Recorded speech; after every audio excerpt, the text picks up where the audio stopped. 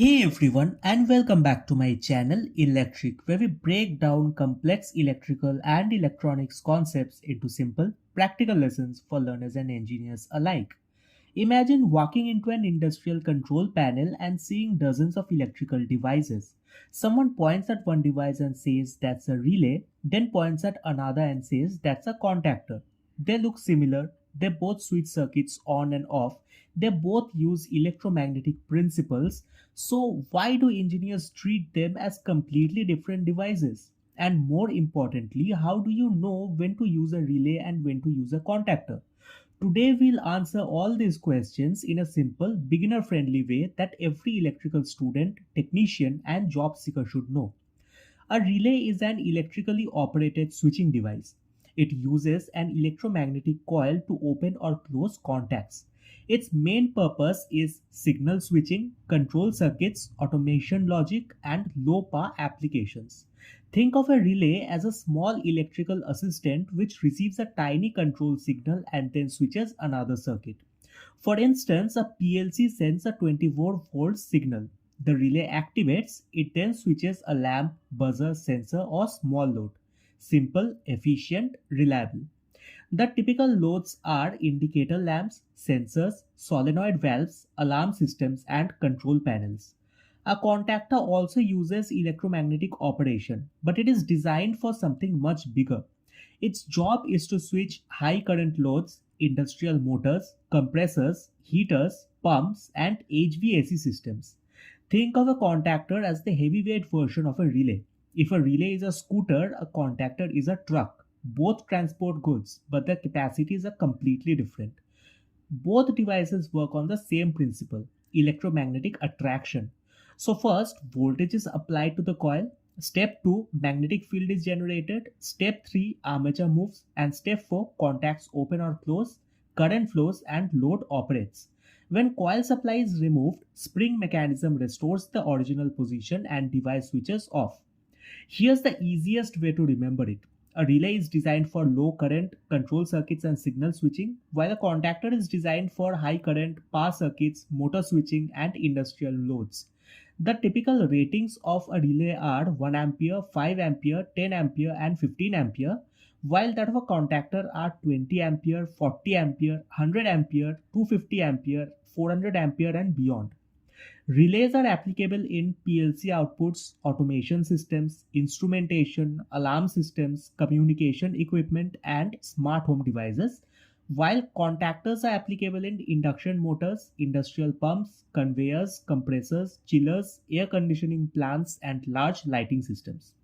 A common interview question here can be, can a relay start a 50 HP motor?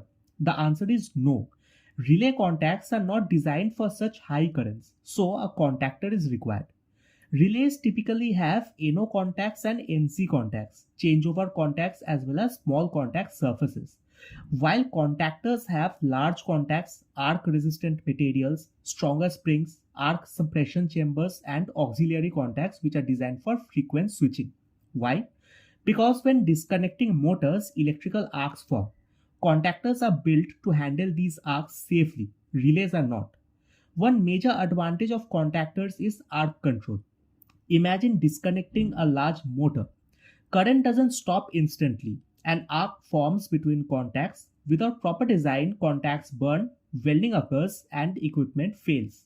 Contactors include arc chutes, magnetic blowout systems, and heavy duty contacts to extinguish arcs quickly. Most contactors include NO auxiliary contacts and NC auxiliary contacts. These are used for interlocking, indication lamps, star delta starters, safety circuits, and PLC feedback. Relays may also have auxiliary contacts, but their purpose is mostly signal switching. Here's a quick comparison table to distinguish relays and contactors clearly, where the differences are based on application, current rating, arc suppression, motor control, contact size, frequency of operation, auxiliary contacts, and cost. An easy memory trick is to remember this is for relay, think signals, and for contactor, think power. Or even easier, relay controls information while contactor controls energy. Some common interview questions are, what is the difference between a relay and a contactor? A relay is used for low pass switching and control circuits, whereas a contactor is used for high current power circuits such as motors. Next, why are contactors used for motors? Because they can withstand high inrush currents and suppress electrical arcs. Next, can a contactor replace a relay? Technically, yes, but economically, it is unnecessary because using a contactor for a tiny sensor is like using a crane to lift a backpack. For a real industrial example, consider an industrial water pump. The PLC output provides a small signal. That signal energizes the relay. The relay activates a control circuit. The contactor coil energizes. The contactor switches the three-phase motor supply. The motor starts and the pump operates. This is how relays and contactors work together in modern industries. So here's the easiest summary. Relay is for low power switching, contactor is for high power switching. Relay is used for control, contactor is used for load. Relay is used in electronics while contactor is used in motors. Understanding this difference is essential for electrical engineering students, industrial technicians, electricians, maintenance engineers, and technical interview preparation. Because in this real world, choosing the wrong device can lead to nuisance failures, damaged equipment, or unsafe installations. So, the next time you open a control panel, you'll instantly know which device is a relay and which device is a contactor. And more importantly, you will know exactly why engineers use both. And that's one more electrical concept mastered. If you found this helpful, don't forget to like, subscribe, and hit the bell icon so you never miss out on more smart and simplified explanations. Got more questions or want us to cover a specific interview topic?